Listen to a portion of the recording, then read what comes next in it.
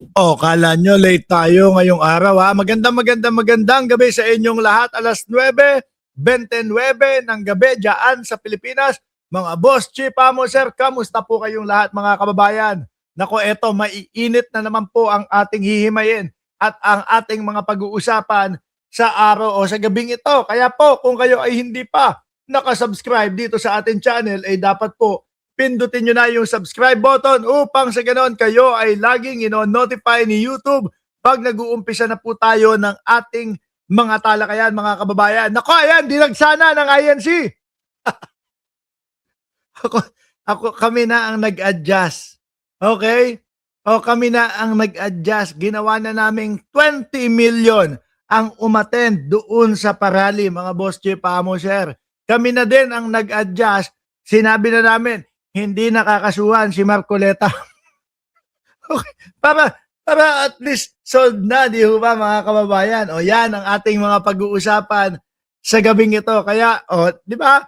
Pindutin nyo na din yung thumbs up dyan sa ilalim ng pangalan ng Mark Ramos upang sa ganun mas i-share ni YouTube yung ating mga ginagawang mga content po, mga kababayan. Pero shoutout muna natin, nandiyan si Chaicher, si Archie Beroya, si I.M. Batman, si Michael Torres, nandiyan din po si Sir Archie Beroya ulit, si Marge ng Cereza Force, at Lolo Yul ng Miami, nandiyan. Dapat ang pasimuno ng wrestling, ano yun?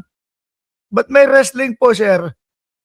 Dapat ang pasimuno ng wrestling si Marcoleta at Cayetano ang una ang unahin. Game na ho mga kababayan. Umpisahan muna natin ito sa magandang balita po mga bossing. Ano po? Mabilis lang ito, 2 o 3 minuto. Ito po ang balita sa Inquirer ngayong araw mga kababayan. Dole, historic 85 pesos wage hike set for Metro Manila worker. Manila, Philippines, the Department of Labor and Employment on Tuesday announced a 85 pesos daily wage increase for workers in Metro Manila. Although alam natin, no, hindi pa din ganong kalakihan. Pero ang kagandahan po dyan, mga kababayan, ay talagang ginagawa ng paraan at talagang ibinibigay. Ano po? Siyempre kahit po mga bossing, kahit naman gustong ibigay ng gobyerno yung pagkalaki-laki agad-agad, gustong ibigay agad-agad yung mga minsan po may mga kawawa din na mga namumuhunan na hindi nila kaya yung talagang bigla ang taas ng mga pasweldo po. Kumbaga 85 pesos multiplied 25. Sabihin na natin 85 pesos times 25 days. 2,100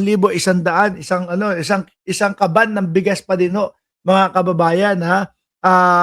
Ito po, uulitin ko, no? Hindi ganun kalakihan, pero kasi syempre mga bossing, tinitimbang pa din ho iyan, mga kababayan, no? Hindi lang, yung mga manggagawa, kulang. Tapos hindi na pala kaya magpasahod nung mga negosyante. Kaya kailangan balanse po. Sabi ni Addictus Rex, babawiin lang din ng mga negosyante sa mga consumer yung aumento na yan. Yun lang. taas presyo lang din po. No, nandiyan si Addictus Rex at si Dennis Asis. Pero kahit pa paano po, good news para doon sa mga kababayan natin na trabahador. Ma'am Deng Gigi, shoutout din po sa inyo. Ano ba dati? Sabi ito dito, daily minimum wage increase in National Capital Region, no, effective July 18 ba yan?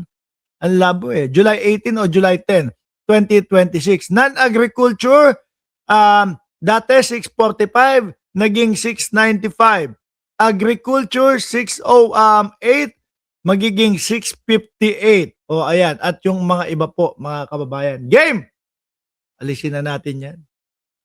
Umpisahan na po natin, mga boss chief, amo, sir. Ito pong araw ni Rodante Marcoleta. Sabihin ko sa inyo, i-exage natin yung number. I-exage natin yung numero ng mga dumalo umattend doon sa rally. Ano po? No?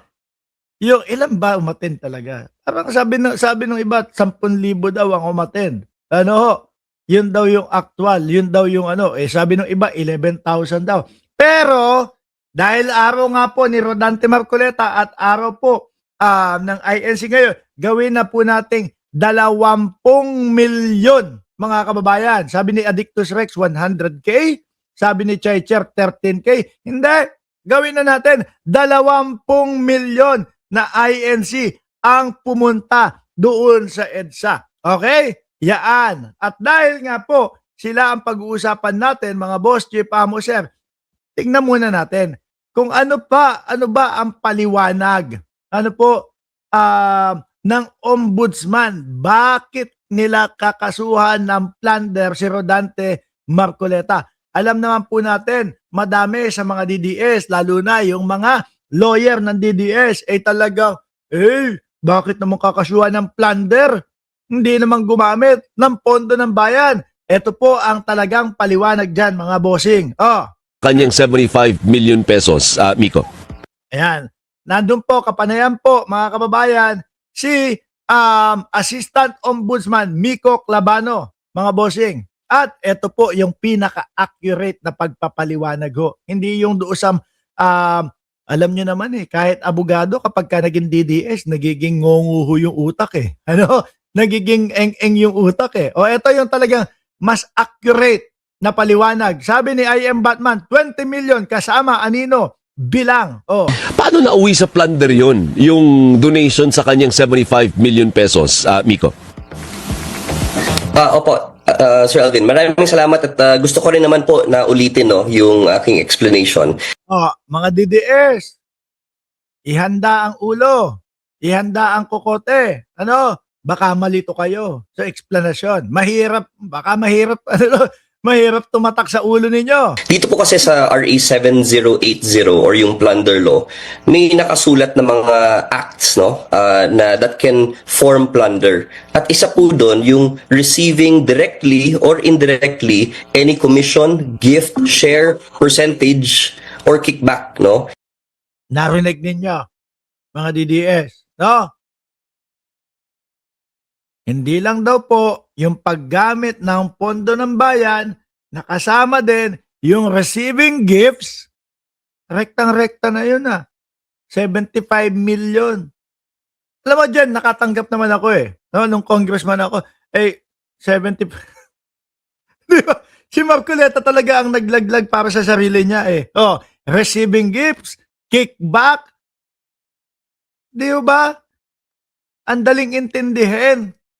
Ito mga to, naiintindihan ko po naman kasi yung iniisip ng tao na dapat public funds. Pero dito sa pangalawang na nakalista sa 7080, hindi naman ho siguro pwedeng maging gift ang public funds. So, ang talagang tinutukoy nung pangalawang act na nakalista dito ay talagang private funds. Pero hindi lang talaga kadalasang ginagamit itong pangalawang act